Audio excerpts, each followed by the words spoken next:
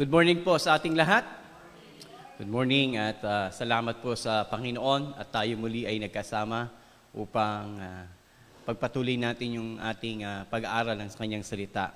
Tayo po ngayon ay nasa ikalawang hari or 2 Kings chapter 4. At dito sa chapter 4 makikita po natin yung request ni Eliseo na bigyan mo ako ng dobling parte ng kapangyarihan ni Elias. So double portion of his anointing. Kumbaga, hindi yun hinihingi ni Eliseo para gusto ko mas mataas ako sa iyo. Hindi. Gusto niya na mas mapapurihan pa niya ang Panginoon. So, ganoon naman dapat ang intensyon ng bawat isa sa atin. Hindi yung daigin natin yung nakaraang henerasyon. Hindi. Mas gusto natin mapagbuti pa yung paglilingkod natin sa Panginoon.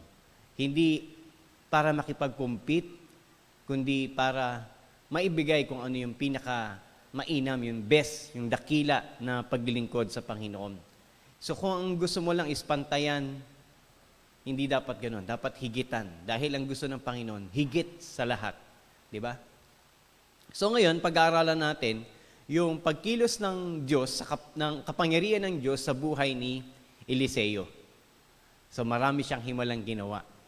Sa last week nating pag-aaral, marami na tayong nakita sa mga himalang ginawa ng Panginoon sa kanyang buhay. Pero ngayon, daragdagan pa ng chapter 4. Pero bago yan, tayo muna ay manalangin. Dakilang Diyos, maraming salamat po muli sa inyong kabutihan sa aming buhay. Salamat sa patuloy mong pag-iingat sa bawat kapatiran, Panginoon. Salamat sa kagalingan na inyong pinagkakaloob sa mga kapatid namin na nagkaroon ng karamdaman. Sa kalakasan na ibinibigay mo sa mga taong nangihina, physically and spiritually. Salamat maging sa provision mo sa aming buhay na pinapatunayan niyo lang po sa amin na hindi po kayo nagkulang. Sa kabila ng marami naming pagkukulang sa inyo, ay nagtatapat pa rin kayo, Panginoon, dahil ito po ang inyong character. Your faithfulness is not dependent with our faithfulness. And if we are faithless, you will remain faithful to us. Allow us, God, this morning to be convicted from your word. Yung mga babasahin po namin, Panginoon, hindi lamang mga istorya na mamamangha kami, kundi ito rin ay magbibigay sa amin, magtuturo sa amin kung paano ang tamang pananangan sa inyong kapangyarihan at sa inyong magagawa. Meron kaming mga kapatid, Panginoon, na ang kanilang sitwasyon sa buhay ay napakabigat. Maaring minsan ay sumasagi sa aming isipan, parang napaka-imposible, malagpasan, mapagtagumpayan. Ngunit mula sa inyong salita, Panginoon, na wala pong mahirap sa inyo at wala pong imposible sa inyo.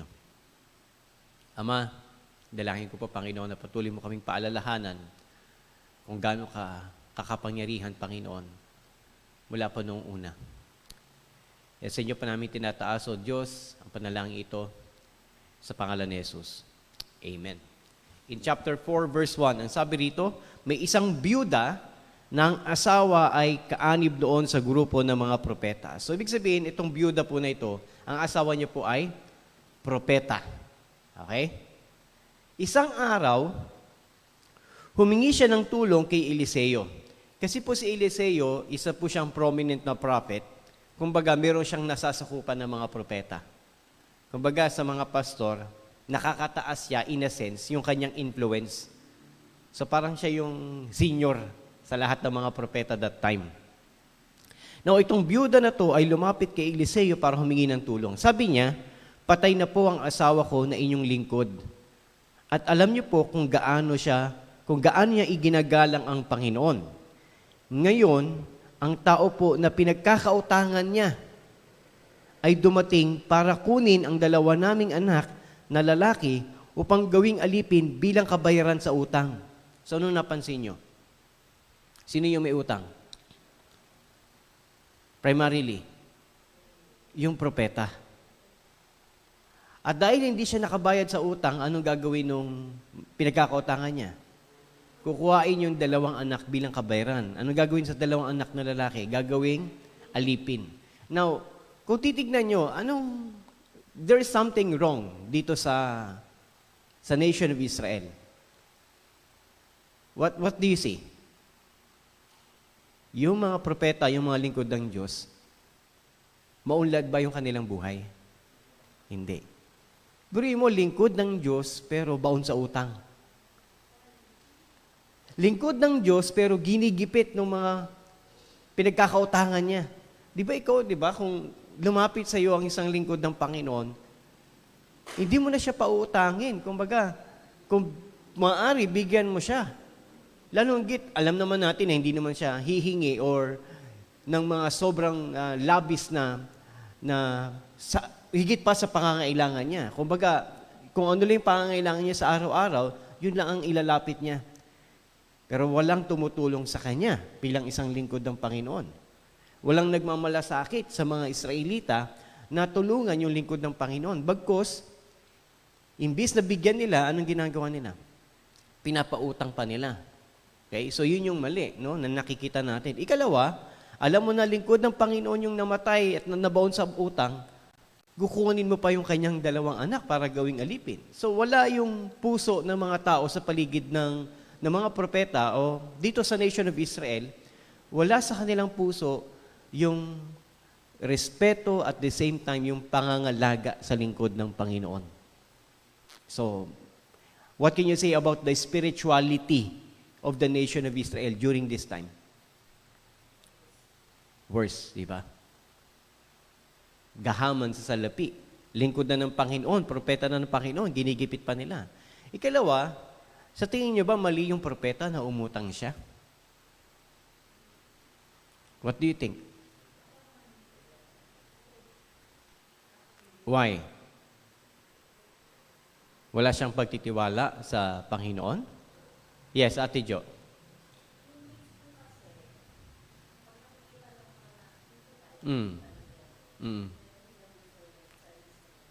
Sige. Paggamit po ng mic, baka po mayroon tayong mga kapatid na gusto marinig yung ating sasabihin. Sige. Wait lang natin si Deacon Dave. Yan, sige. Yung pong needs kasi ng propeta o ng pastor, dapat nakikita po ng nasasakupan. So, hindi niya kailangan manghingi.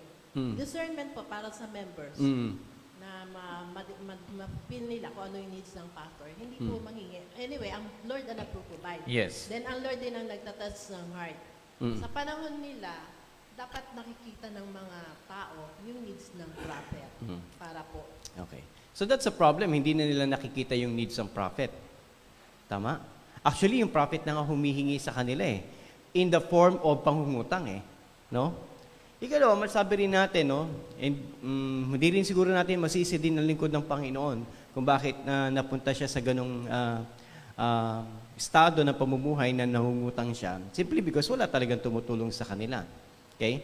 But in the times of during the time of Elijah, 'di ba, yung prophet, anong ginagamit ng Panginoon para i-provide yung kanyang pangangailangan? Nagpadala siya ng uwak para pagbigyan siya ng pangangailangan, 'di ba? So gagamit siya ng paraan upang i-provide yung prophet. Siguro sa parte ng propetang ito, yun yung kulang din sa kanya. Yung pagtitiwala sa provision ng Panginoon. No, hindi mo kailangan mangutang, the Lord will provide. All you have to do is to wait. No? All you have to do is to wait.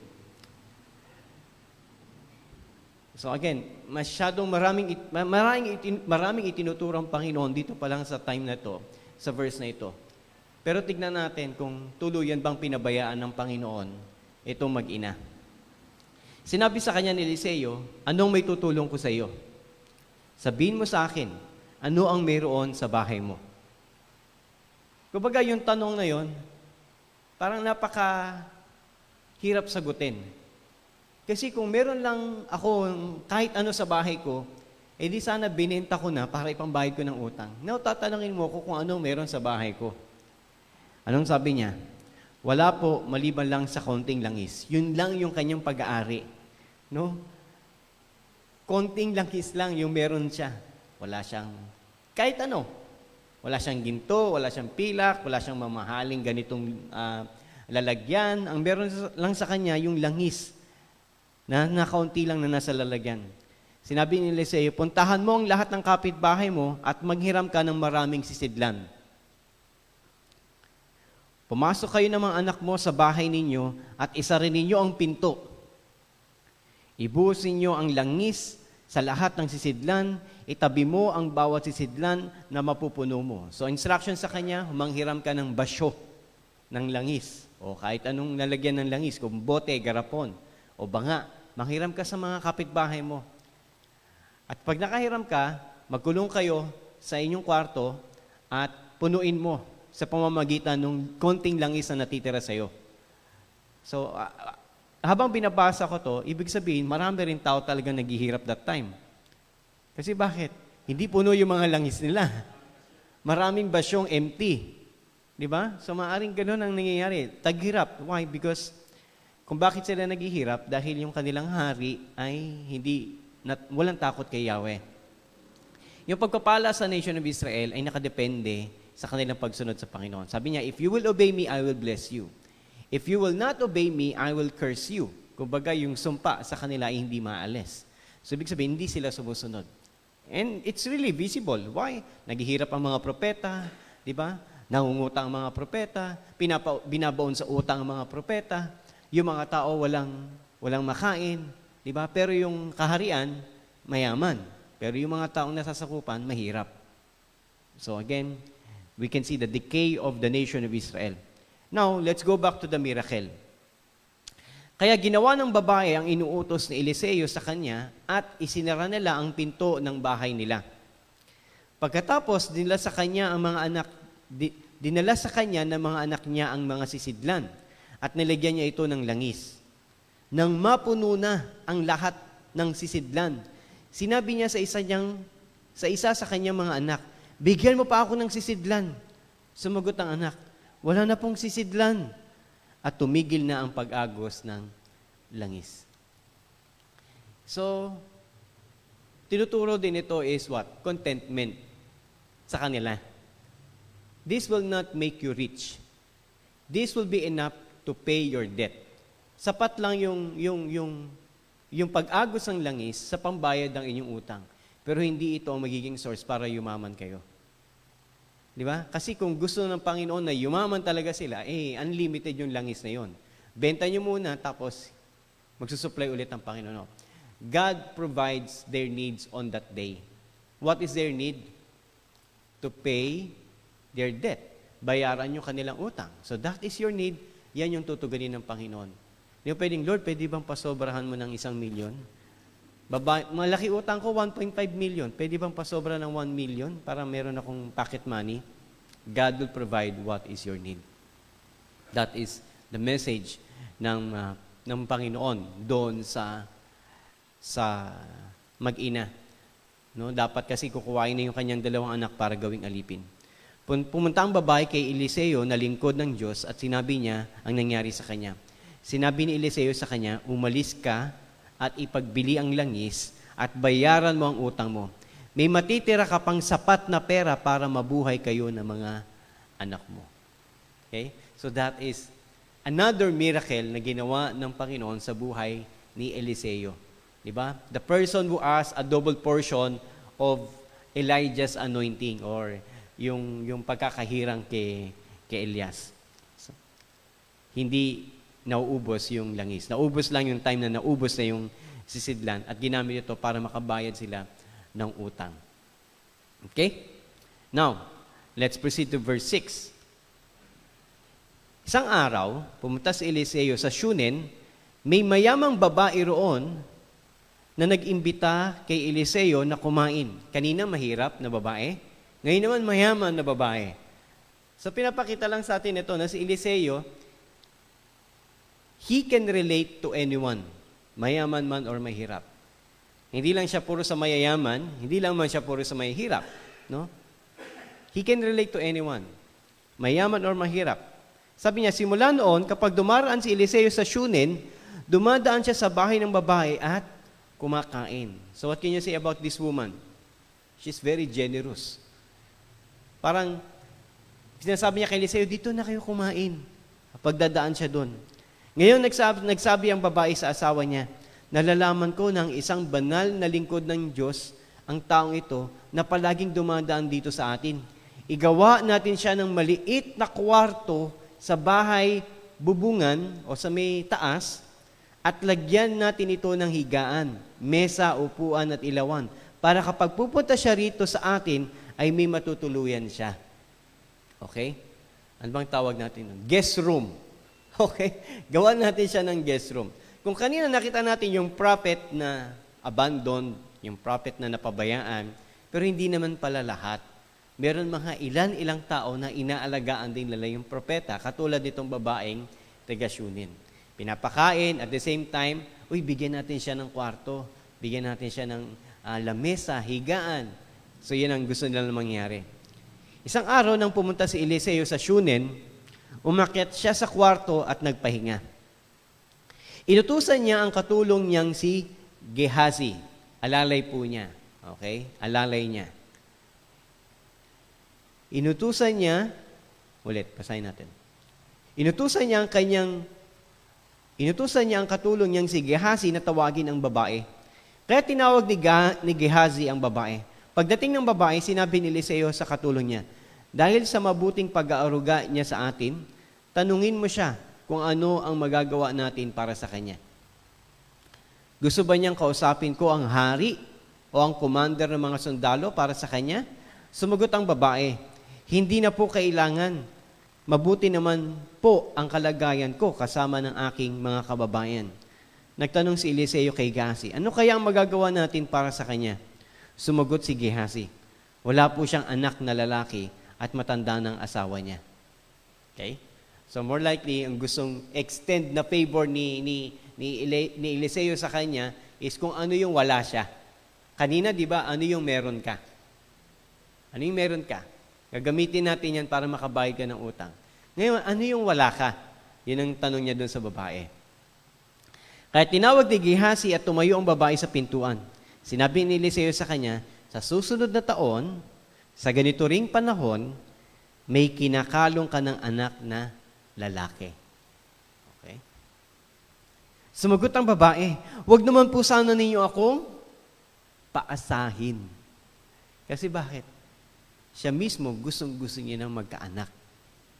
Pero nga hindi pwede. Dahil matanda na yung kanyang asawa at maaring may diferensya din kaya siya. No? Lingkod po kayo ng Diyos. Kumbaga pag sinabi niyo po yan at yan ay hindi nagkatotoo at lingkod kayo ng Diyos, iisipin ko na hindi kayo tunay na lingkod ng Diyos. O kaya, nagsinungaling kayo. Kumbaga, kung sinabi niyo yan, dapat totoo po yan. Kasi talagang aasa po ako sa inyo dahil malaki ang tiwala ko sa inyo dahil lingkod kayo ng Diyos. At nabuntis nga ang babae at nanganak ng lalaki sa ganoon ding panahon ng sumunod na taon. Ayon sa sinabi ni Eliseo. Now, dito sa ating church, may mga kapatid tayo na wala pang anak. Pwede ko bang sabihin, kapatid, sa susunod na taon, sa ganito ring panahon, magkakaanak ang lalaki. Hindi ko pwedeng sabihin yun. Right? Pastor, huwag mo akong paasahin. Paano kung hindi nagkatotoo?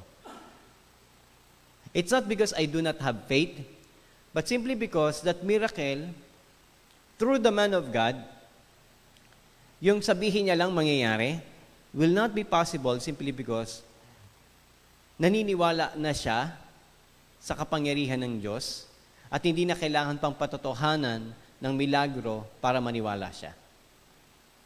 Diba nga sabi ng Bible, mapalad ang mga naniwala kahit hindi nila nakita. Kumbaga, naniniwala tayo sa panahon natin ngayon, naniniwala tayo sa kamatayan at muling pagkabuhay ng Panginoon, which is the greatest miracle happen at all time, even though we do not see and we did not witness the resurrection of Christ. We believe by faith, not by what we saw. Okay?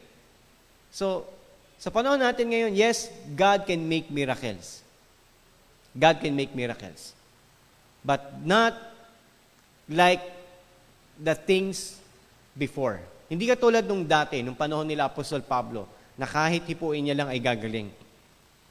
Kasi kung gano'n ang mangyayari ngayon, lahat ng may karamdaman, hipuin ko lang, dapat gumaling kasi lingkod ako ng Diyos. No, that's not the proof of being a man of God nowadays. The proof of being man of God nowadays is what? First is your character, and second is the word you preach. The word you preach. Before kasi miracle eh. Why? Kasi before wala pang Bible. Wala pa silang pagbabasihan kung ang sinasabi mo ay mula sa salita ng Diyos. Okay? But now we have the Bible. Okay? Ito na yung ultimate proof if the man of God is really from God. If he speaks the word of God. Now, dumating yung time na nagbuntis nga yung babae at nanganak ng lalaki. Kung ano yung sinabi ni Eliseo, yun yung nangyari. Okay? Another miracle.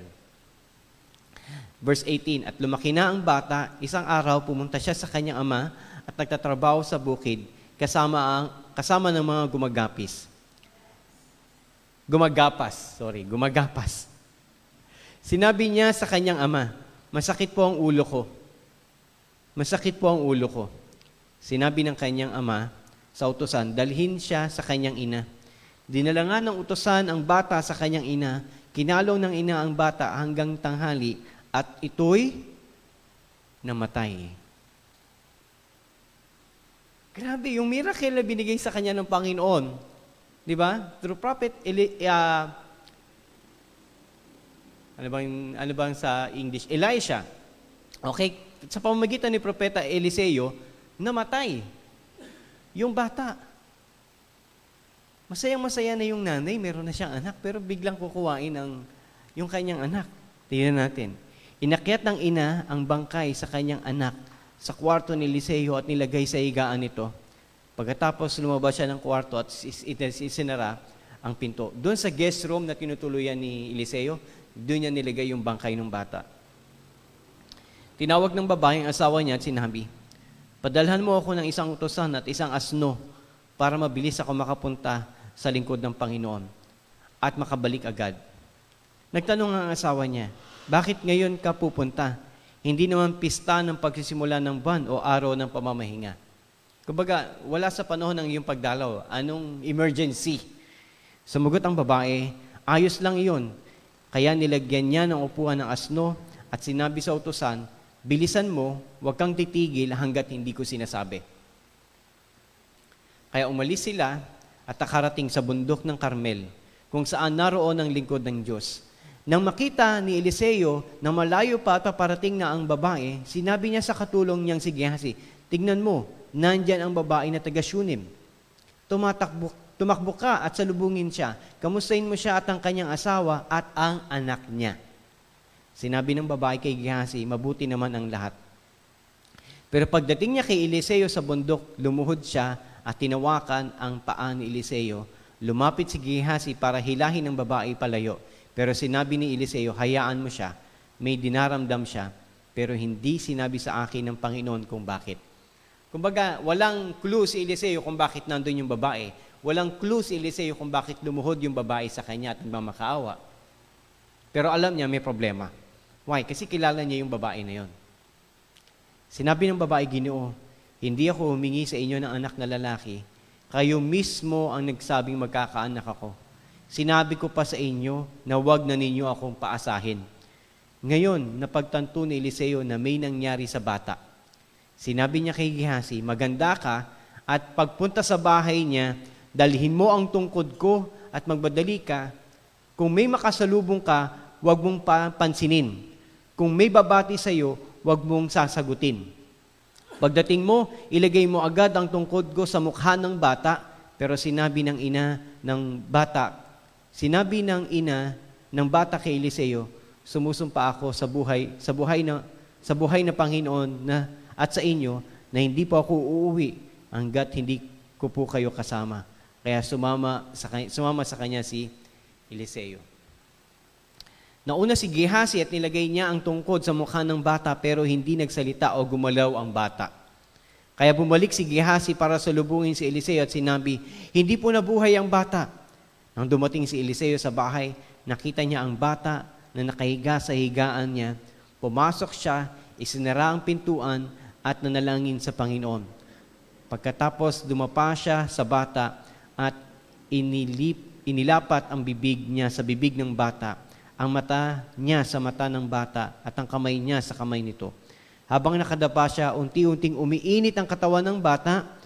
Tumayo si Eliseo at nagpabalik-balik sa loob ng silid. Muli siyang dumapa sa bata at pagkakataong iyon, bumahing ang bata ng ilang beses? 7 beses at dumilat. Tinawag ni Eliseo si Gehazi, sinabi, tawagin mo ang kanyang ina. Kaya tinawag niya ito. Nang dumating ang babae, sinabi ni Eliseo, kunin mo ang iyong anak. Nagpatira pa ang babae sa paanan ni Eliseo bilang pagpapasalamat sa kanya. Kinuha niya ang anak at dinala sa ibaba. So, what are the 2 miracles that we have witnessed in chapter 4? What is the first one? Yung una. Yung oil na hindi naubos. Okay? Ano yung ikalawa? Nagbuntis. Ano yung ikatlo? Nabuhay na muli. Okay? Nabuhay. Yung namatay. Resurrection. Okay? Now, during the time of our Lord Jesus Christ, where can you relate this? The oil that never runs out is the same with the bread. Right? Right? Yung pinagpira-piraso, yung tinapay, 5 tinapay at 2 isda na napakaraming taong nagugutom. So pinakain po niya, di ba? Until such time na makakain na ang lahat, doon lang nag-stop yung pag-multiply ng bread. Pero meron pang sumobra. Tama? Now, the resurrection. We're in the New Testament, sino naka-experience ng namatay na at muling nabuhay? Yung kaibigan niya. Si Lazarus. Di ba? Yung kaibigan niya. Pero yung kaibigan niya, hindi siya dumapa, hindi siya huminga. Di ba? Tinawag niya lang, Lazarus, lumabas ka. Okay? So, the miracles that happened in the Old Testament also performed by the Lord Jesus Christ, proving that He is greater than prophets. Di ba? He is greater than prophets. He is the Son of God. Kumbaga, yung mga propeta na ito na nabuhay ng Old Testament, nakagawa sila ng himala sa pamamagitan ng Diyos, sa pamamagitan ng anak ng Diyos. Now, bumaba ang anak ng Diyos dito sa lupa upang first hand makita natin na hindi na propeta ang gagawa ng himala, kundi mismo anak ng Diyos ang gagawa ng himala sa inyo. Okay? At sa pamamagitan lamang ng kanyang salita. Di ba? Now, let's move on. Let's go to, where are we now? Verse 38. Ang himala sa panahon ng taggutom. So, as you can see, no, miracle upon miracle ang ginagawa sa buhay ni Eliseo. Because this is the proof of his request na give me the double portion of your anointing. Verse 38. Merong taggutom sa Gilgal. Nang bumalik si Eliseo roon, isang araw, habang nakikipag-usap ang grupo ng mga propeta sa kanya, sinabi niya sa katulong niya, isalang mo ang malaking palayok at magluto ka ng pagkain para sa mga taong ito. Pumunta sa bukid para kumuha ng mga gulay ang isa sa mga propeta. Nakakita siya roon ng gulay na gumagapang. Kumuha siya ng mga bunga nito hanggang mapuno ang damit niya. Pagka-uwi, hiniwa-hiwa niya ito at inilagay sa palayok. Pero hindi niya alam kung anong klaseng pananim ito. So hindi niya alam, no? Hindi niya kilala. So hindi niya alam kung ampalaya ba yon. Okay, upo ba yun? Gumagapang di ba? Yun naman o kaya ano pa ba gumagapang na puno? Kalabasa, gumagapang din, tama? So, hindi niya alam kung ano yung gumagapang na yun. Pagkaluto ng pagkain, ipinamahagi niya ito sa mga tao. Pero habang kumakain, sumigaw sila, lingkod ng Diyos! Napakasama ng lasa nito. Kaya hindi nila ito kinain. Sinabi ni Eliseo, kumuha ka ng harina. Ibuhos niya ang harina sa palayok at sinabi sa katulong, ipamahagi mo ito sa kanila para kainin. Hindi na masama ang lasa nito. So kapag nagluluto po kayo at medyo masama yung lasa, kumuha kayo ng harina. Hindi yun ang tinuturo ng Bible. Okay? Hindi magic sarap ang harina. Walang lasa ang harina. Di ba? Pampalapot, no? Lagyan mo ng harina. At hindi na masama ang lasa nito. Another miracle. Again, walang kapangyarihan yung harina.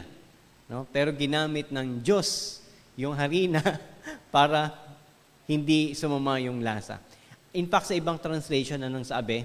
Lason po ito. Kumbaga yung kain nila, hindi lang hindi masarap, kundi lason. Pero because the miracle, wala silang pagkain, nagugutom sila. So, kahit yung bagay na yun na masama ang lasa, ay naging mabuti yung kanyang lasa.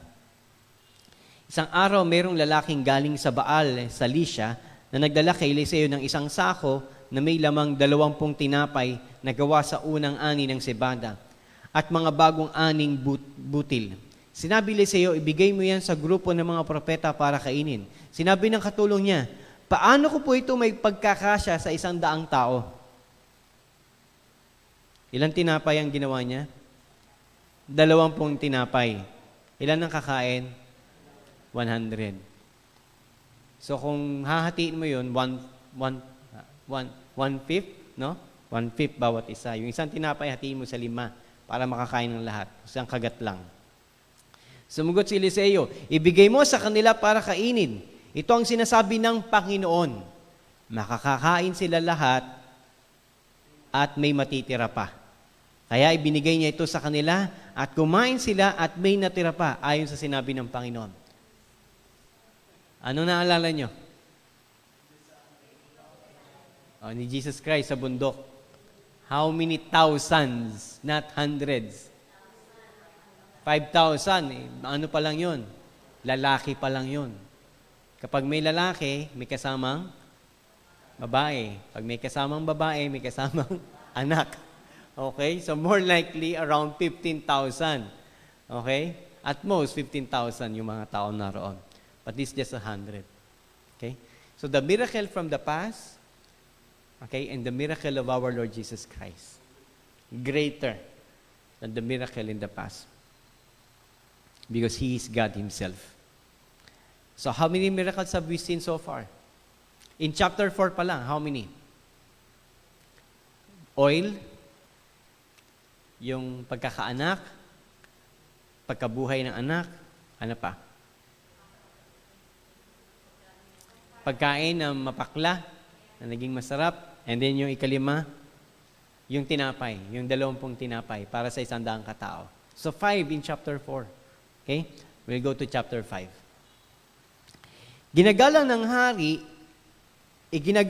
hari ng Aram si Naaman. Ito, familiar na po kayo rito siguro sa istorya na to. Si Naaman, na pinuno ng kanyang hukbo dahil pinagtatagumpay ng Panginoon ng ang Aram sa pamamagitan niya. Matapang siyang sundalo pero may malubha siyang sakit sa balat. Sino po yung magiting na sundalo na pinuno ng hukbo? Anong pangalan niya? Naaman. Naaman. Nung lumusob ang mga sundalo ng Aram sa Israel, so ito ay hindi kaanib ng Israel. Okay? Pero bakit pinagtatagumpay ng Panginoon itong kalaban ng Israel? Dahil ang Israel ay hindi sumusunod sa kanila, saka sa Panginoon. Kaya pinagtatagumpay ng Panginoon yung kalaban ng Israel. May nabiyag silang dalagita na naging alipin ng asawa ni Naaman.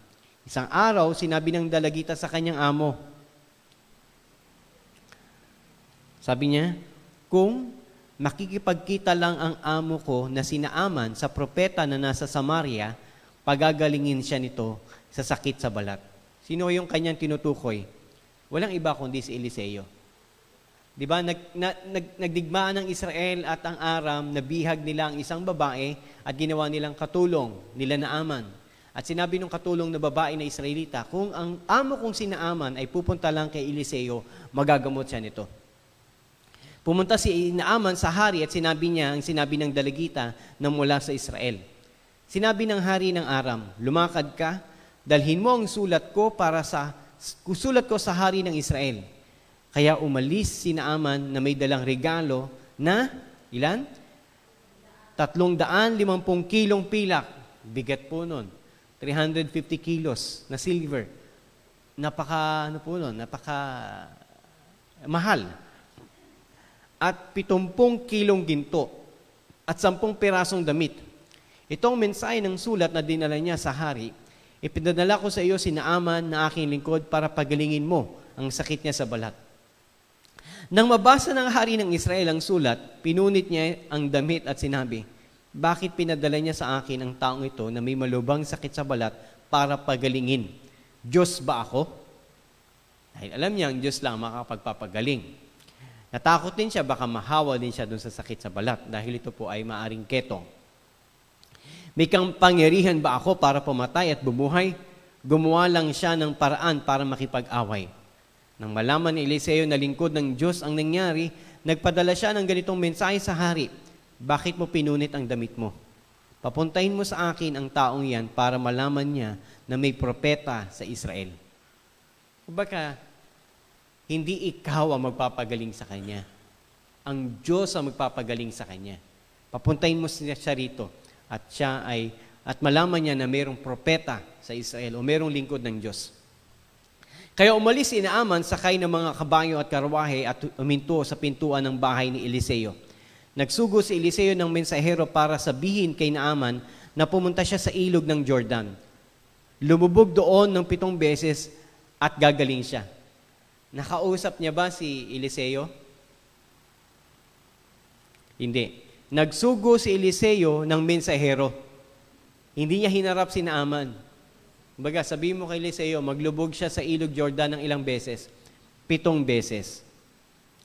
Pero, nagalit si Naaman at umalis ng padabog. Sinabi niya, akala ko, talagang lalabas siya at haharap sa akin. Iniisip ko na tatawagin niya ang Panginoon niyang Diyos at ikukumpas ang kanyang kamay sa ibabaw ng aking balat at pagagalingin ako. Ang mga ilog ng Abana sa Farpar sa Damascus ay mas mabuti kaysa ibang mga ilog dito sa Israel. Bakit hindi na lang ako roon lumubog para gumaling? Kaya umalis siya ng galit na galit. Kumbaga ang expectation niya, pagpunta niya doon, haharap si Eliseo sa kanya, Naaman, Lord, pagalingin niyo po ang taong ito. At gagaling siya. Akala niya ganon. Pero hindi, nagpadala lang siya ng mensahero at sinabi, lumubog ka raw sa ilog Jordan 7 beses. Bakit sa ilog Jordan? Mas marami pang magagandang ilog sa amin. Kumbaga, siguro ang ilog Jordan that time ay marumi kumpara sa ilog ng Damascus na malinis, di ba? Kumbaga, bakit pa ako lulubog dito sa ilog Pasig? 7 beses. Di ba? Nung sa Boracay, pwede naman ako lumubog doon. Parang ganun yung kanyang comparison. Parang very unreasonable naman tong lingkod na ito. Pero lumapit ang utosan niya at sinabi, Amo, kung may pinapagawa po sa inyo ng malaking bagay ang propeta, hindi ba gagawin niyo ito? Pero bakit hindi niyo magagawa ang sinabi niya na maghugas at gagaling kayo? Kumbaga sinabi niya, di ba kahit ano namang isabihin niya sa inyo na paggawa niya, gagawin niyo para lang gumaling kayo? Bakit hindi niyo na lang gawin? Bakit pa kayo nagreklamo? Tapang nung nung alipin niya, no? Minsan ganun din naman talaga, no? Kahit na katulong ka lang, pwede kang magsalita para lang mas-masmasan yung mga tao sa paligid mo, yung amo mo minsan. Kaya pumunta si Naaman sa ilog Jordan at lumubog ng 7 beses. Bakit kaya 7 beses? Bakit hindi 6? Bakit hindi 5? Bakit kaya 7? What do you think? Walang significance yung number. Yung obedience para masubukan. Kapag binigyan mo siya ng eksaktong instruction, you will know if that person will obey. Kasi halimbawa, lumubog siya sa ilog Jordan, pero lumubog lang siya, tapos umahon na. Did he obey? No. Exact instruction will test the obedience of this person. Diba? Lumubog ka ng 7 beses. Exact instruction, detailed instruction will test his obedience. Kung talagang susunod ba siya. Hindi ilog Jordan ang magpapagaling sa kanya. Hindi yung 7 beses, kundi yung kanyang pagsunod o yung pagtitiwala, yung pananampalataya sa sinabi ng propeta. Eksakto. Okay? Trust in God's word. Trust in God's word. That's why it was detailed na 7 times. So that we can measure if he really obey the commandment or if he really trusts the words of the prophet. Gumaling nga ang kanyang sakit at kuminis ang kanyang balat gaya ng balat ng sanggol.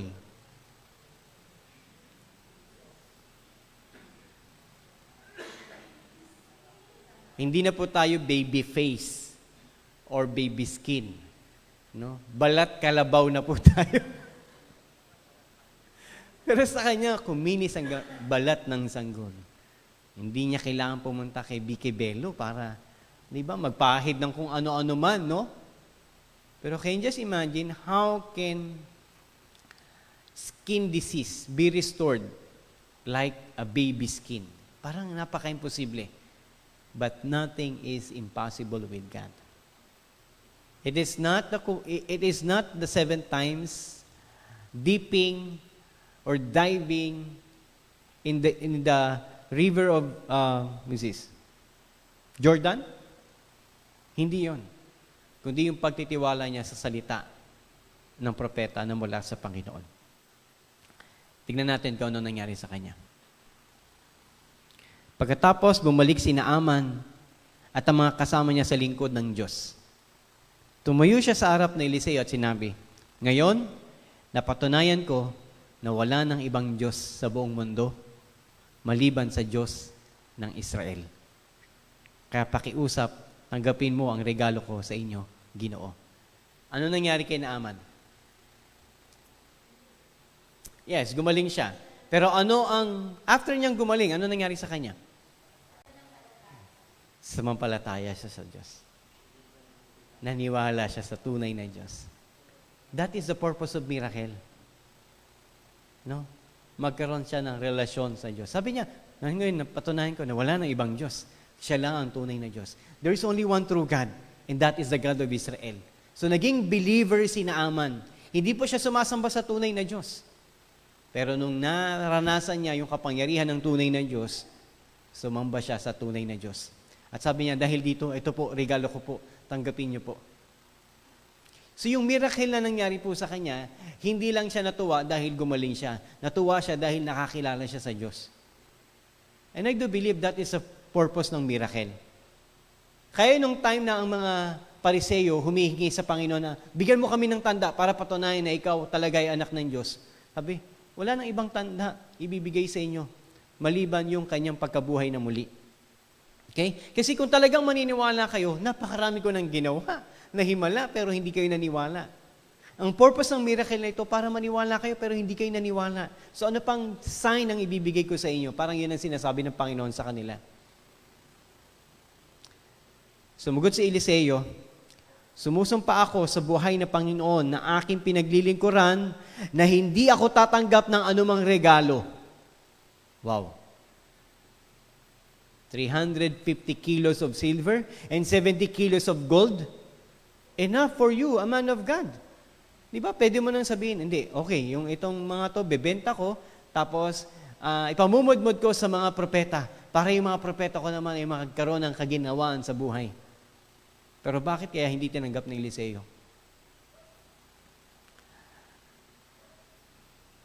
I don't know kung anong reason niya. I don't know also kung anong reason kung bakit hindi niya tinanggap. Maaring ako kung nandun, no? Hindi ako magpapaka-plastic. Oh, salamat, thank you. Di ba? Yes, Ate Jo. What's your comment? Pwede po kasing baguhin ang ugali ng ganong kalaking Pwede hindi na siya mag-trust sa Lord eh. Marami Okay. siyang pera eh. Pwede That's a good point. No? Because si Eliseo, alam niya rin yung siguro, yung kanyang sarili na if I will accept this, masisilaw ako sa salapi. At baka gawin ko na yung mga susunod pang himala ng merong kapalit. Di ba? Possible. No? Possible. Na baka mamaya, magbakasyon na lang ako. Umalis na ako sa Israel. Pumunta na lang ako sa kung saan-saang lugar. Meron naman akong pera. Di ba? Okay, magpatayo ako ng malaking bahay. Hindi na ako matutulog doon sa Tiga-Shunem. Pagdadaan ako sa kanila. Okay, bumili ako ng maraming kabayo para di na ako maglalakad. Bibili na ako ng maraming pagkain. Possible, if that's the case, you will never experience the miracle of God. Right? Kumbaga, kung merong lalapit sa kanya, nagugutom po ako, o ito, bili ka ng pagkain. Instead of performing a miracle, di ba? Yes, Tijo. May time po kasi na mas nagtatrust tayo dun sa time na walang-wala tayo kaysa dun sa time na meron tayo. Di po ba sa atin? Yeah. Again, that's a personal conviction ni Eliseo. At naman sinasabi na pag may tumanggap, mali na siya. Hindi na siya nagtatrust sa Panginoon. So again, that is personal conviction simply because he knows kung ano yung mas importante sa kanya. Okay? So we are not here to judge some other people who are accepting. We are not here to judge. It's up to them. It's just him between the Lord. But for Eliseo, he knows what's inside his heart between him and the Lord. No? So that's I think the reason why he did not accept yung offer na golds and silver. Next, pagsabay natin. Sumampa ako sa buhay na Panginoon na aking panaglilingkuran na hindi ako tatanggap ng anumang regalo. Pinilit siya ni Naaman na tanggapin ang regalo, pero tumanggi siya. Sinabi ni Naaman, kung hindi mo tatanggapin ang regalo ko, bigyan mo na lang po ako ng lupa na kayang bilhin ng aking 2 mola at dadalhin ko sa amin.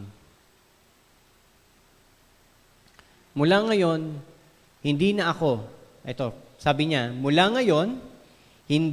mag-aalay ng mga handog na sinusunog sa iba pang mga handog sa ibang Diyos maliban sa Panginoon. So this is the real intention kung bakit siya gumaling, para makilala niya ang tunay na Diyos. Verse 18, pero patawarin sana ako ng Panginoon kapag sumama ako sa hari at pumunta sa templo ng Diyos na si Remon para sumamba. Dapat lang nagawin ko ito bilang opisyal ng hari. Patawarin sana ako ng Panginoon kung luluhod din ako roon. Sinabi ni Eliseo, umalis ka ng payapa. Kumbaga sinabi niya, nangangako ako, hindi ako sasambay sa ibang Diyos. Hindi ako mag-aalay ng kahit anong bagay na sinusunog sa ibang Diyos maliban sa tunay na Diyos na si Yahweh, ng Diyos ng Israel. Pero, pwede ba hingi mo ako ng tawad sa Panginoon? Patawarin nawa ako ng Panginoon. Kasi pag yung hari, sinama niya ako doon sa templo ni yun.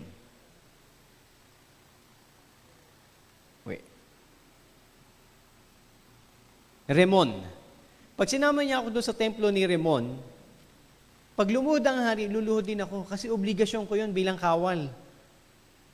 Pero sana patawarin ako ng Panginoon. Hindi ko gusto, pero gagawin ko. Kasi nga, nandun yung hari. At least clear sa kanya kung sino yung tunay na Diyos. Tama? Pero hindi pa nakakalayo si Naaman, sinabi ni Gehazi sa sarili niya. Sino si Gehazi? Yung alalay ni Eliseo. Hindi dapat hinayaan ng aking amo na paalisin ang Arameyong si Naaman nang hindi tinatanggap ang regalo dala niya. Sumusumpa ako sa buhay ng Panginoon. Nahabulin ko siya at kukuha ako ng kahit ano sa kanya. Sino nagkaroon ng interes? Yung alipin, si Gehazi. Kaya nagmamadaling hinabol ni Gehazi si Naaman.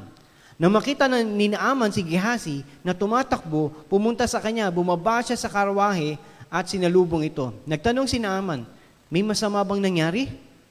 Sumagot si Gehazi, wala naman po. Isinugo po ako ng aking amo para sabihin sa inyo na may dumating na 2 binatang propeta mula sa kaburulan ng Ephraim. Pakibigyan niyo sila ng 35 kilong pilak at 2 pirasong damit.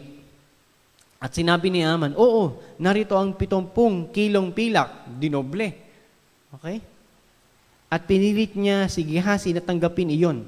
Pinasok ni Naaman ang pilak sa 2 sisidlan kasama ang 2 pirasong damit.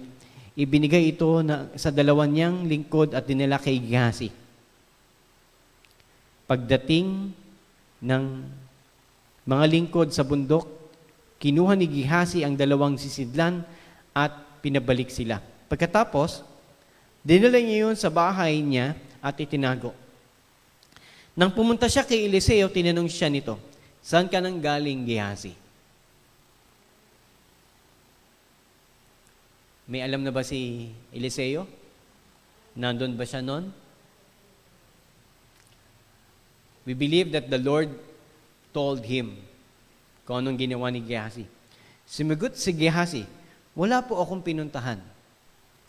Sinungaling. No? Unang kasinungalingan niya, pumunta siya doon sa kay Naaman, sinasabi po ng Panginoon ko, o sinasabi daw ni Eliseo, na may dalawang propeta na namomroblema, pwede ba bigyan nyo? Tinanong siya ni Eliseo, saan ka nang galing? Wala po akong pinuntahan. Pero sinabi ni Eliseo, hindi mo ba alam na ang Espiritu kay naroon? Nang bumaba si Naaman sa karawahe niya para salubungin ka, hindi itong oras para tumanggap ng pera, damit, taniman ng ulibo, ubasan, mga baka, tupa at mga utusan. Dahil sa ginawa mong ito, malilipat sa iyo ang malubhang sakit sa balat ni Naaman at sa mga lahi mo magpakailanman. So, sino magkakaketong? Sino pa? Lahi niya. Grabe. No? Nang umalis si Gehazi, nagkaroon nga siya ng mapanganib na sakit sa balat at naging kasing puti ng niebe ang balat niya. Can you just imagine, no? Yung kanyang pagsisinungaling, yung kanyang ginawang kasalanan, hindi lang siya yung nag-suffer eh. Pati sino? Pati yung mga lahi niya, pati yung mga kamag-anak niya, pati yung anak niya, maging kaapu-apuhan niya. So we don't know, baka ito pinagbulan talaga ng ketong si Gehazi. Again, that's very sad, no? The man of God is very contented. Alam niya yung purpose niya that the miracle is not for sale. Miracle is not for sale. The message of God is not for sale. But this person is selling the miracle of God. The miracle of God is for free. Kaya hindi ako agree doon sa mga ngaral, then after that, magbibigay ka ng sa mga boss. Di ba? You'll preach the word of God, then after that, no, merong basket na nakatago, okay, donation. If you preach the word of God, just preach the word of God. Dapat nga ikaw pa magbigay eh. Di ba? Kung meron ka, ikaw pa magbigay. Okay, magagawa ng miracle pero donation. Magbigay lang kayo ng donation. It is never for sale. Napakarami sa panahon natin ngayon na sinasabing gumagawa raw sila ng himala, pero ang sasabihin po nila is, you give. It's for sale. Mga apostolic and I think some Pentecostal movement like Benny Hinn, isa siyang prominent na nagsasabi na sa kanyang Espiritu ng Diyos pero gusto niya lang kayamanan. If you will look at his cars, yung kanyang kotse, yung kanyang private jet, kasi talagang napakayaman niya. And as we can see, na pera lang ang habol niya. He is not a man of God. Kapag pera lang ang habol ng isang mangangaral sa panahon natin ngayon, hindi yung lingkod ng Diyos. I would firmly say this. If the man of God is for the money, he is not the man of God. Kung para sa pera lang, hindi siya lingkod ng Diyos. Sabi ni, I forget if it's Peter or Paul, godliness with contentment is a great gain. Paul? Godliness with contentment is a great gain. At sinabi niya to hindi sa ordinaryong tao, sinabi niya to sa lingkod ng Diyos. Na kapag ikaw ay lingkod ng Diyos, yung kakontentuhan at paglilingkod sa Panginoon, napakalaking kayamanan na yon. Now let's proceed. I think this is the last chapter that we're going to read, chapter 6. So many miracles. In chapter 5, the miracle of Naaman, right? And what's another miracle in chapter 5?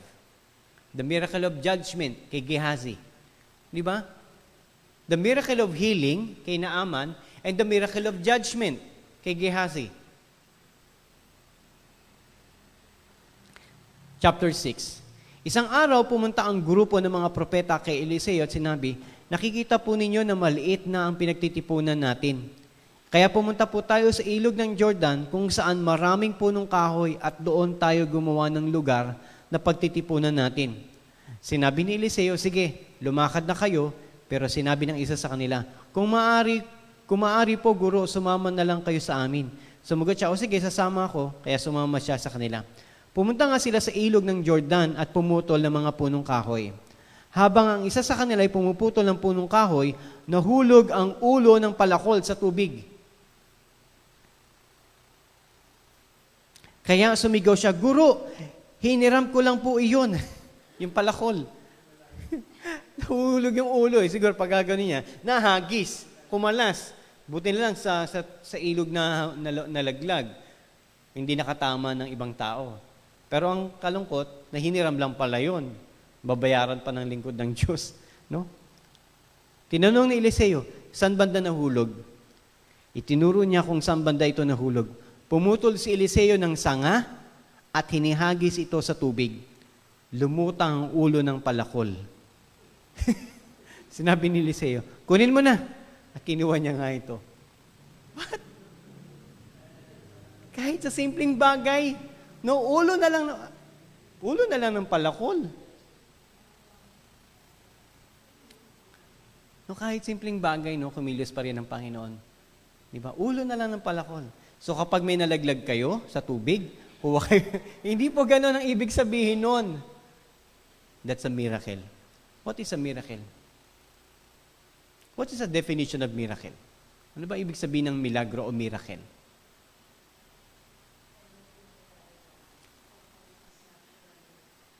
Anything? Sige, si Ate Maria. Ano ang miracle? Ang Panginoon po ang gumagawa ng way para po mangyari yun. Okay. Naniniwala po ako dun sa miracle. Miracle, only God can do. Man cannot do because it's against the law of nature. Tama? It's against the law of nature. But who controls the nature? God. Di ba? And in the New Testament, was there a man who can control nature? Who? Jesus Christ. Diba? It shows that He is God. Hindi yan. Di ba sabi niya nung sa tubig, tumigil ka. Siya, meron bang nakakalakad sa tubig? Only Him. Dahil iniwan na siya ng bangka, kailangan niyang sumunod. Anong ginawa niya? Wala nang bangkang available eh. Di ba? Karpentero siya, hindi siya mangingisda. So ginawa niya, lumakad na lang siya sa tubig. At nakita ni Pedro, sabi ni Pedro, multo. Sabi ni Pedro, kung kayo pa talaga yan, Panginoon, hayaan niyo makapunta ako sa inyo. Nakalakad nga si Pedro. Pero nakita niya yung maraming alon, unti-unti siyang lumubog. At sinabi niya, Panginoon, tulungan niyo ako. At sinagip siya ng Panginoon. Again, what we can see here, hindi para lang patunayan na kayang magpalutang, hindi. Upang patunayan na kahit anong bagay ay kayang gawin ng Panginoon. Okay, kayang gawin ng Panginoon. Kasi bakit? Hiram lang yung palakol, magbabayad pa yung lingkod ng Diyos. Diba? Kawawa naman yung hiniraman. Baka mamaya ginagamit niya sa ikabubuhay niya yun. Diba? O kaya, yung mismong hiniram niya, para hindi masira maaari yung lingkod ng Diyos, the same palakol yung ibibigay mo sa Kanya. Next. Verse 8. Na makikipaglaban ng hari ng Aram sa Israel, nagkaroon sila, yung Aram, yung amo ni Naaman, tiga-Aram siya. Nagkaroon sila ng pagpupulong ng kanyang mga opisyal, sinabi, dito ko'y tatayo ang kampo ko. Sinabi ni Eliseo sa hari ng Israel, mag-ingat kayo. Huwag kayong dumaan sa lugar na iyon dahil pupunta roon ng mga Arameo. Kaya nag-utos ang hari ng Israel na sabihan ng mga nakatira sa lugar na sinabi ni Eliseo na maging mahanda sila. Palaging nagbibigay ng babala si Eliseo sa hari. Dahil dito nagalit ang hari ng Aram, ipinatawag niya ang mga opisyal niya at sinabi niya, sino sa inyo ang kumakampi sa hari ng Israel? Kasi nalalaman lagi yung move nila eh. Pero actually, alam ni Eliseo kasi hindi dahil sa all-knowing siya because God is telling him kung ano yung gagawin ng Arameo.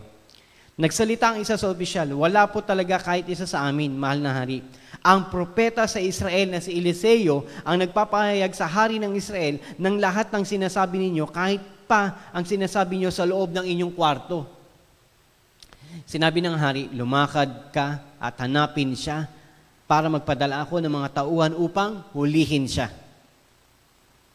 Nang sinabi ng hari na si Eliseo ay naroon sa Dotan, nagpadala siya roon ng maraming sundalo na nakasakay sa mga kabayo at karawahe. Gabi na nang makarating sila sa Dotan at pinaligiran nila ito. So, sino napapaligiran? Si Eliseo. Sumuko ka na, napapaligiran ka na namin. Nang sinabi sa hari na si Eliseo kinabukasan, gumising ng maaga ang katulong ni Eliseo.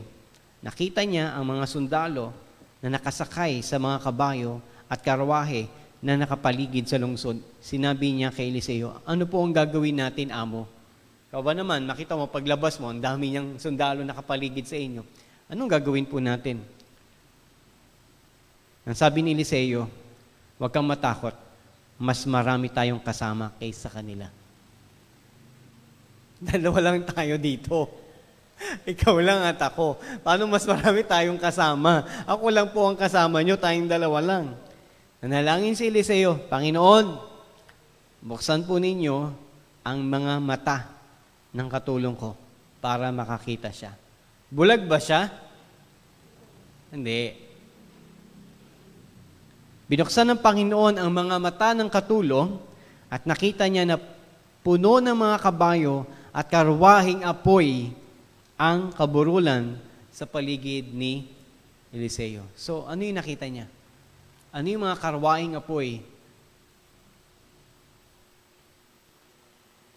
Walang iba kundi yung army ng Panginoon. Armies of God, the angels are with them.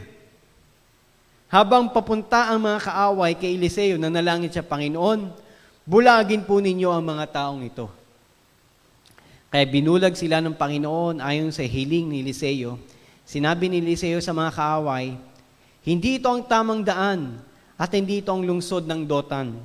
Sumunod kayo sa akin, dadalhin ko kayo sa taong hinahanap ninyo. Kaya dinala sila ni Eliseo sa Samaria.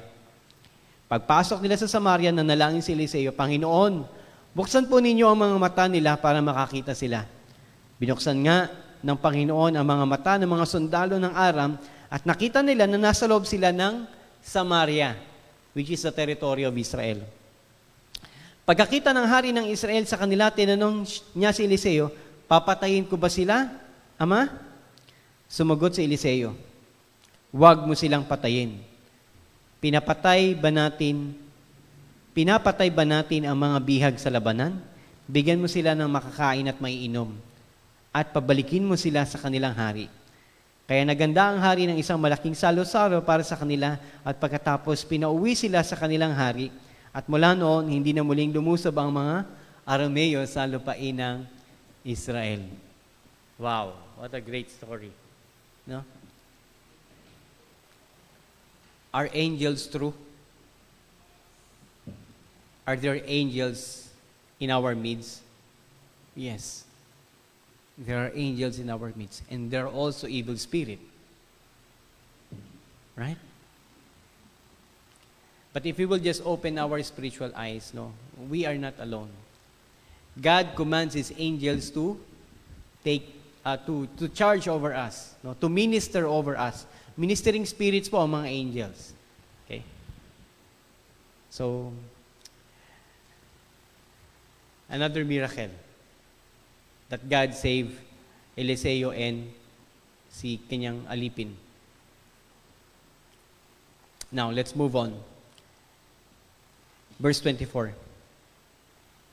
Kinalaunan, tinipon ni Haring Ben-Hadad ng Aram ang kanyang buong hukbo at nilusob ang Samaria. Hindi nadala ang taga-Aram talaga, no? Pero this is another king. Dahil dito, nagkaroon ng malaking tagutom sa lungsod hanggang sa nagsitaasan ang mga bilihin. Sa panahon pala nila, meron na rin gano'n, no?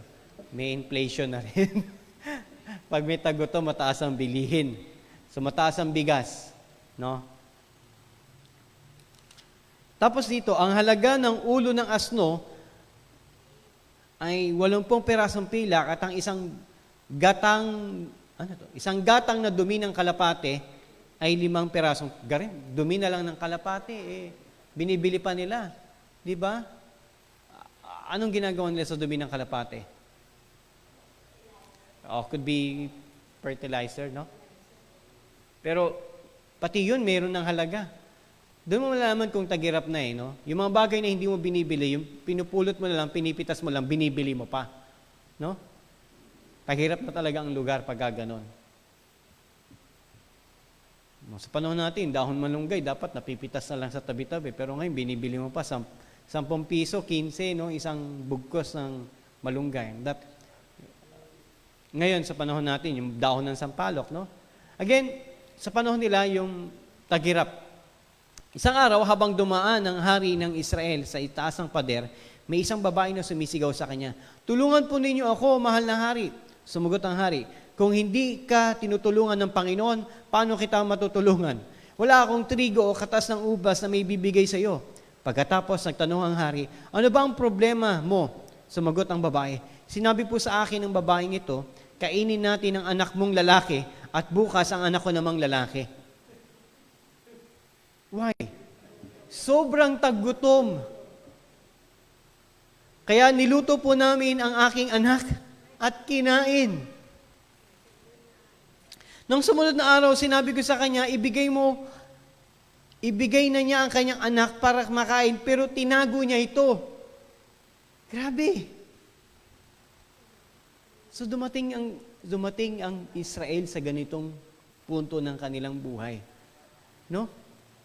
Sabi niya, iluto natin yung anak mo, tas bukas yung anak ko naman iluluto natin.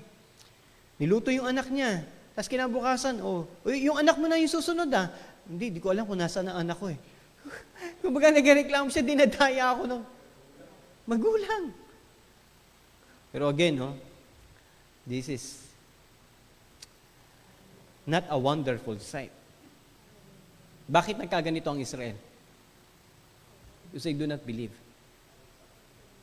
Kahit na maraming miracles ang ginawa through Elisha, hindi pa rin sila naniniwala sa Diyos. Sumasamba pa rin sila sa Diyos-Diyosan. At number 1 na doon yung hari ng Israel. Okay? Again, this is the kingdom of Israel, not the kingdom of Judah.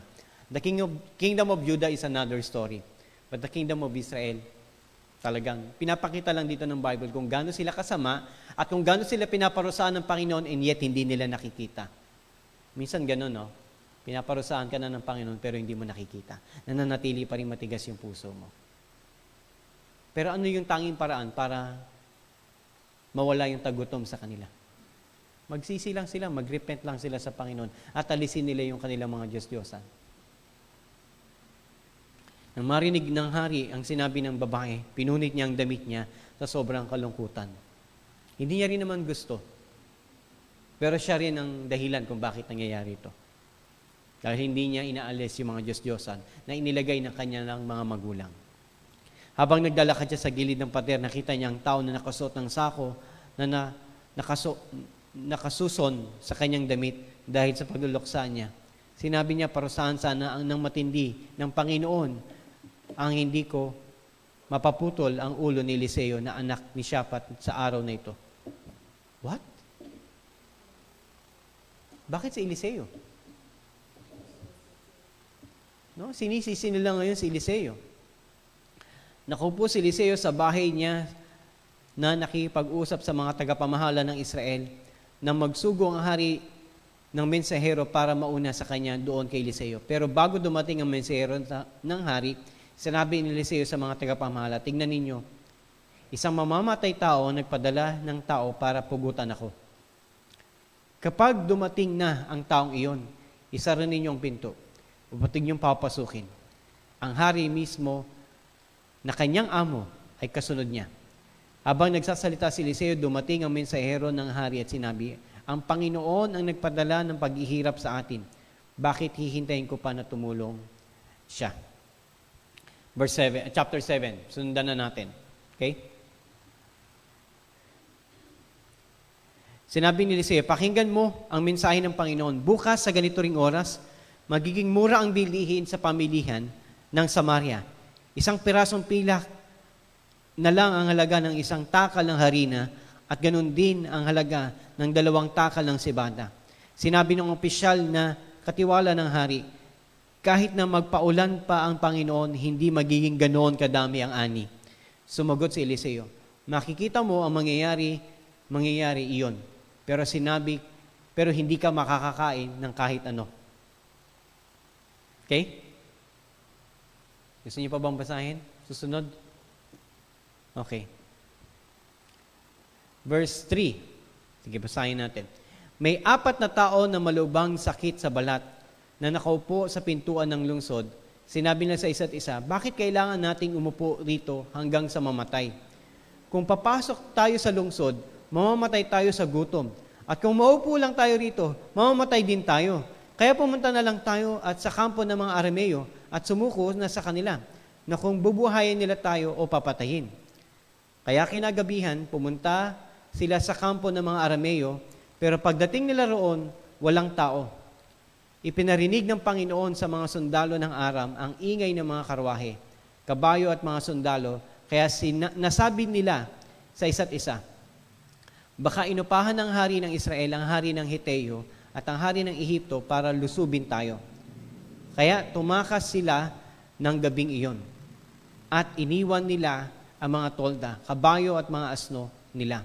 Iniwan din nila ang kampo nila at iniligtas ang sarili nila. Nang dumating sa kampo ang mga taong may malubhang sakit sa balat, isa-isa nilang pinasok ang mga tolda, kumain sila at uminom.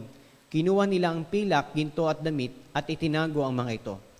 Sa bandang huli, sinabi nila sa isa't isa, hindi ito tama. Magandang balita ang nangyari sa araw na ito. Kaya hindi natin dapat ilihim. Kung ipagpapabukas pa natin at ang pagsasabi nito, tiyak na parurusahan tayo. Pumunta tayo ngayon sa palasyo ng hari at ibalita ang nangyari. Kaya bumalik sila sa lungsod ng Samaria at tinawag ang mga gwardiya sa pintuan ng lungsod at sinabi, pumunta kami sa kampo ng mga Arameo at walang tao roon, maliban sa mga nakataling kabayo at asno, at naroon pa ang mga kagamitan sa tolda. Kaya sinigaw ng mga tagapagbantay ang balitang ito sa mga tao hanggang sa nakarating ito sa palasyo. Bumangon ang hari ng madaling araw at sinabi sa mga opisyal niya, sasabihin ko sa inyo kung ano ang plano ng mga Arameo. Alam nilang nagugutom tayo, kaya iniwan nila ang kampo nila at nagtago sa bukid. Iniisip nila na kapag umalis ang mga Israelita sa lungsod, huhulihin natin sila ng buhay. Pagkatapos, papasukuin natin ang lungsod nila. Sumugot ang isa sa mga opisyal niya, mas mabuti po na magpadala tayo ng mga tao para alamin ang nangyari. Hayaan nating gamitin nila ang 5 natirang kabayo. Kung may mangyayari po sa kanila, hindi ito malaking kawalan. Kaya nanatili sila rito at manatili sila rito at mamatay rin sa kasama natin. Kaya naganda sila ng 2 karwahe na may mga kabayo. Nagpadala ang hari ng mga tao para alamin kung ano talaga ang nangyari sa mga sundalo ng Aram. Nakaabot sila hanggang sa ilog ng Jordan at nakita nila sa daan ang mga damit at mga kagamitan na itinapon ng mga Arameo sa pagmamadaling makatakas. Bumalik ang mga inutusan at ibinalita ito sa hari. Pagkatapos lumabas ang mga tao sa bayan, kinuha nila ang mga mahalagang bagay na iniwan sa mga kampo ng mga Arameo. Nangyari ang sinabi ng Panginoon na magiging 1 pirasong pilak ang halaga ng 1 takal ng harina at ganoon din ang halaga ng 2 takal ng sibada. Kasi inisip ng mga sundalo na lulusubin sila at maraming karwahe yung kanilang narinig. Diba? Kaya umalis sila ngayon. Isip nila, nakipagsanib sila sa mga Hiteo, kaya umalis na tayo. Umalis sila ngayon at naalala yung 2 may sakit sa balat na nagpunta ron, pupunta sila doon para sumuko. Pakainin lamang sila. Now, kung papatayin nila tayo, ganun din naman, mamamatay tayo sa gutom eh. Buti pang doon na lang tayo, tignan, magbaka sakali tayo, baka mamaya pakainin tayo.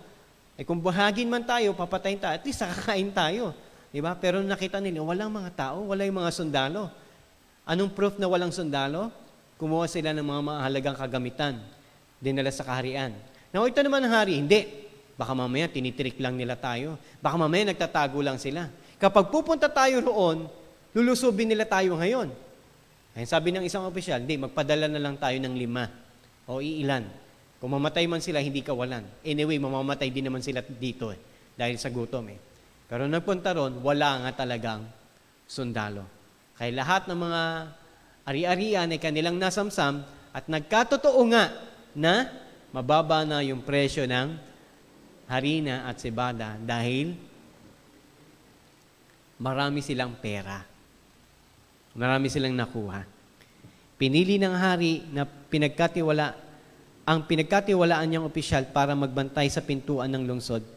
Nang magtakbuhan ng mga tao, natumba ang opisyal at natapakan siya ng mga tao roon sa pintuan. Bakit? Kasi siya yung nag-doubt Imposible mangyari yan kahit paulanin pa ng harina. Ang sabi ni Eliseo, hindi ka makakakain. Namatay siya, di ba? Natapakan siya, nag-stampede. At namatay siya at ayon sa sinabi ni Eliseo sa lingkod ng Diyos niyang nang pumunta ang hari sa kanya. Nangyari rin ang sinabi ng lingkod ng Diyos sa hari, bukas sa ganitong oras magiging mura ang bilihin sa pamilya ng Samaria. 1 pirasong pilak na lang ang halaga ng takal ng harina at ganoon din ang halaga ng 2 takal ng cebada. Sumagot noon ang opisyal ng hari, kahit na magpaulan ng Panginoon, hindi magiging ganoon kadami ang ani. Sumagot si Eliseo, makikita mo at mangyayari iyon, pero hindi ka makakakain nito. Iyon ang nangyari sa opisyal dahil natapak-tapakan siya ng mga tao at nagsiksikan sa pintuan ng lungsod hanggang sa mamatay siya. Again, the miracle, whatever the man of God told them, it happened. Why? Kasi hindi naman galing sa kanya yung salita Saan galing yung salita? Galing sa Diyos. In the same way, ano man ang sabihin ng lingkod ng Diyos sa atin, kung ito ay mula sa salita ng Diyos, ito ay totoo. Number 1, judgment. Kung hindi ka sasampalataya sa Panginoong Hesus, ikaw ay mapapahamak. Sino ka para sabihin ako'y mapapahamak? Hindi sa akin ang galing mensahe. Galing sa salita ng Panginoon. Pero kung ikaw ay sasampalataya sa Kanya at tatanggapin siya sa iyong puso bilang Panginoon tagapagligtas, ikaw ay magkakaroon ng buhay na walang hanggan. Sino ka para pangakuan ako niyan? Hindi ako nangako niyan. Ang salita ng Diyos. So the man of God must speak the word of God. Kahit magsalita ako sa inyo dito, ikwento ko sa inyo ang aking buhay, ikwento ko sa inyo ang love story namin ni Vilma, wala yung pakinabang sa inyo. Matatawa kayo, maaring kiligin kayo, pero hindi yun ang nais pasabi ng Panginoon. It will not add anything to your life. Right? Kasi maraming ganon ngayon na mga ngaral. Their own story, but not the history or not his story. My story is nothing. Diba? I love my story, pero it will not benefit you. It will not change your life. But his story, what happened from the past, that is written in the Bible, will change your life. That's why here, whenever we read the Word of God, whenever we study the Word of God, we do not speak the life of a pastor, his legacy. It's not about my legacy. It's not about what I have done. It's not about how long have I served. It's about him. How long he's been faithful to us. It's about his legacy, not my legacy. Amen? So, the message of the man of God is contained only in what God has done, in what God has said sa kanyang salita. So every time that we convene, every time that we gather, every time that we hear the message of God, we have to make sure, is it the voice of God or it's just the voice of someone else? And every time that you read the Word of God, pag kayo nagbabasa ng salita ng Diyos, diba? Iba yung kapangyarihan po niya kumpara sa pag nagbabasa kayo ng mga textbook o nagbabasa kayo ng mga nobela, nagbabasa kayo ng mga pocketbook. Iba ang salita ng Panginoon.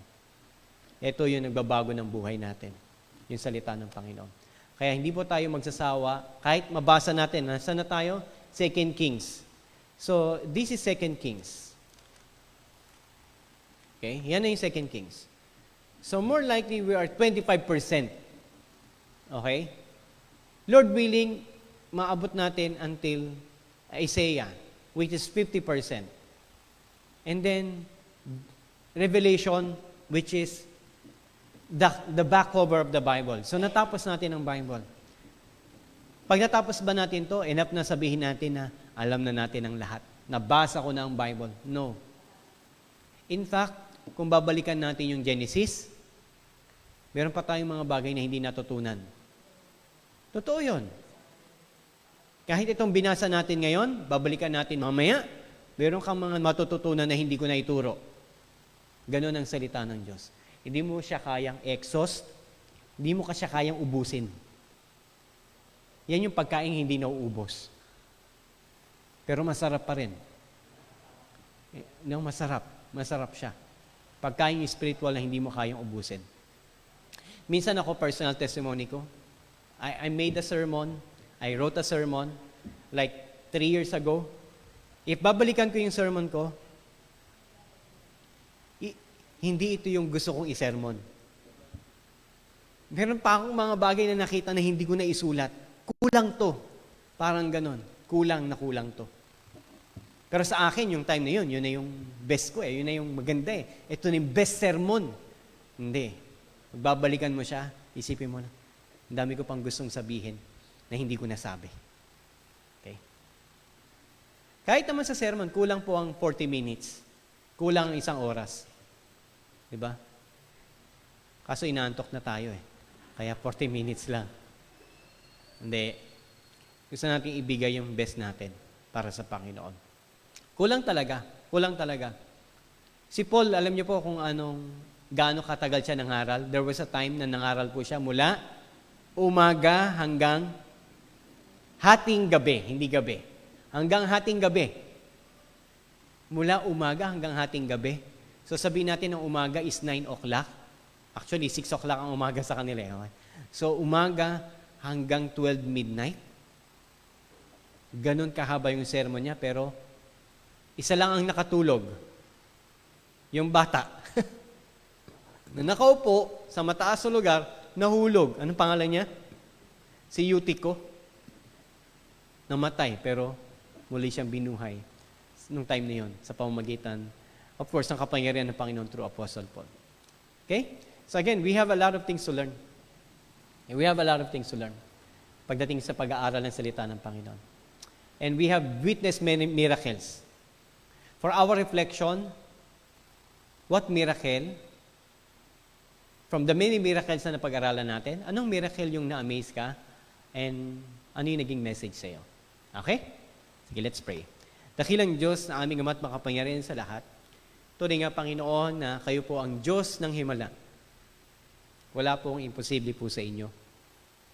Ikaw lang ang may kapangyarihan to go against the law of nature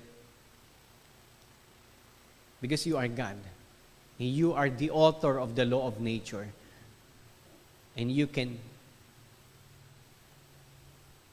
go against with it dahil hindi ka saklaw ng batas na ito. Ngunit kami, Panginoon, na tao lamang, we are covered by the law of nature. We are covered by the law of gravity. Hindi kami pwedeng sabihin namin tumalon at hindi kami malalaglag. Ganun pa man, Panginoon, maraming salamat sapagkat ikaw ang Diyos na walang limitasyon at hindi ka nasasaklawan, Panginoon, ng anumang bagay.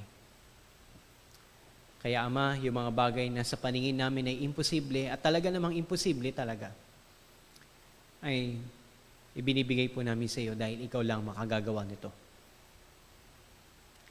Ang bayarin sa ospital ng aming Pastor Sam, hindi po kami mayaman. Ngunit ibinibigay po namin ito sa inyo, Panginoon.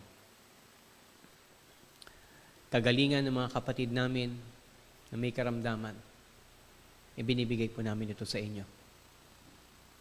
Maging ang kalagayan ni Kuya Nato, asawa ni Ate Grace, ibinibigay ko po siya sa inyo, Panginoon, at ang kanyang karamdaman, tulungan niyo po siya. Ang mga problema namin sa pamilya namin na maaring imposible sa aming paningin, panunumbalik ng isang dating kapatid, ibinibigay po namin lahat ito sa inyo.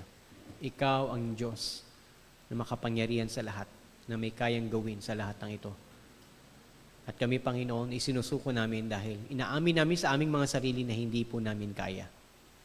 Maraming salamat, Ama. Ikaw po ang siyang manguna sa aming buhay. Ito po aming panalangin sa pangalan ni Jesus. Amen.